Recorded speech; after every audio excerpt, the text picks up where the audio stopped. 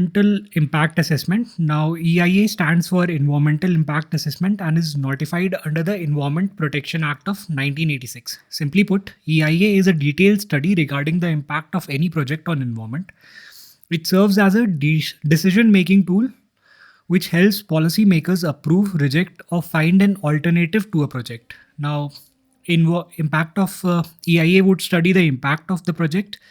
It can propose alternatives to the project and it will help to prevent damages. Now, let's look at the EIA process, that is Environmental Impact Assessment process.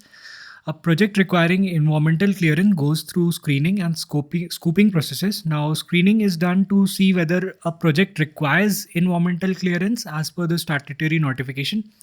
Scoping is a process of detailing the terms of reference of environmental impact assessment. Thereafter, an impact prediction and impact mitigation analysis are done. Then a draft EIA report is prepared, which is then sent for public hearing. Now, the process goes like this. First, there is a screening. If EIA is required or not, then there is scoping, like terms of reference is defined over here. Then impact prediction is done. Impact mitigations strategies are formulated. Then public hearing is done. And then the final decision making is done. Now, under the existing 2006 EIA notification, projects are categorized in Category A and Category B. Now, EIA for Category A projects requires clearance by the Environment Ministry, and for Category B projects, State Environment Impact Assessment Authority clearance is required. So for A, center is responsible, and for Category B, states are responsible. And from the states, State Environment Impact Assessment Authority takes the helm. Now, all Category A projects needs to mandatory undergo EIA processes. However, Category B projects are further subclassified into Category B1 and B2 projects. Now, depending on their scope and environmental impact amongst the two, Category B2 projects have been exempted from EIA process. Now, rapid EIA requires collection of one season data of all significant environmental impacts and their mitigation, while comprehensive collects the data from all 4 seasons.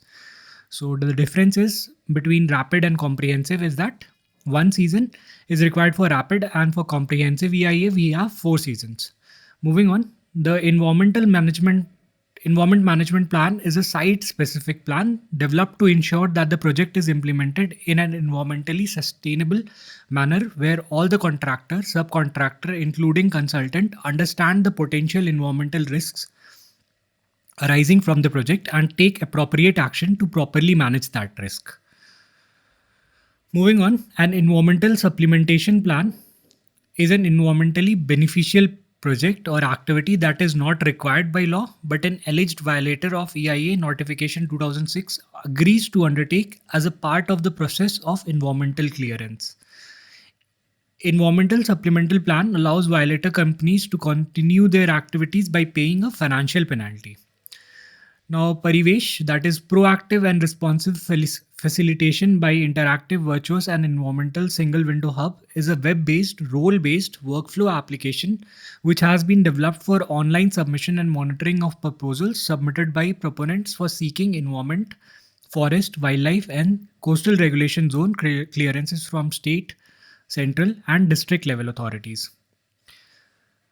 Moving on, major provisions of the draft EIA 2020 rules where public consultation, a period of public consultation hearing is proposed to be reduced to a maximum of 40 days.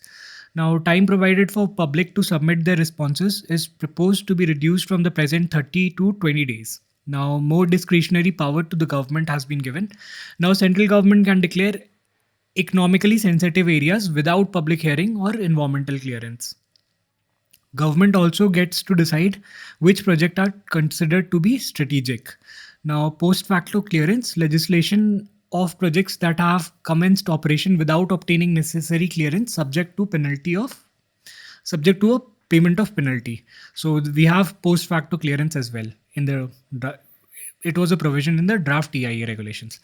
Now, extended period of clearance. Also, we have exemption clause. It identifies a long list of projects like roads, pipelines, and border areas, which have been exempted from public consultation and prior clearance. Now, baseline data does away with the need to carry out studies in covering all seasons in a year. Moreover, we have frequency of compliance reports increased from once every 6 months to a year. So the frequency has been increased from 6 months to 1 year. That'll be it